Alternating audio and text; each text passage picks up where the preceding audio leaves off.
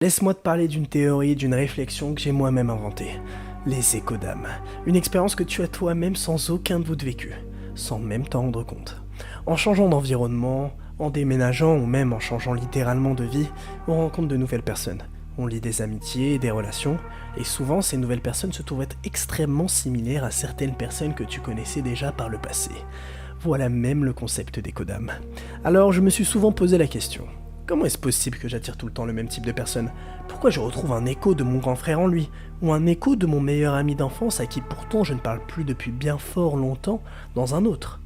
Est-ce un simple biais cognitif dû à la tendance de notre petit cerveau à tout catégoriser?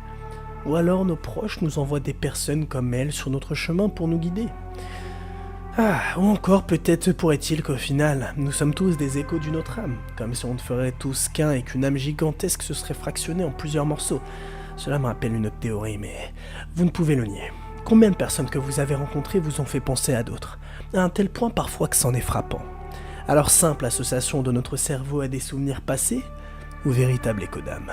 Je ne finirai sur une simple question. Combien de personnes connais-tu réellement? Tu es peut-être attaché à une ou deux âmes en particulier que tu ne cesses de rencontrer encore et encore, tel l'Ouroboros se mord dans la queue. Non, sérieusement, les échos d'âme, c'est chaud!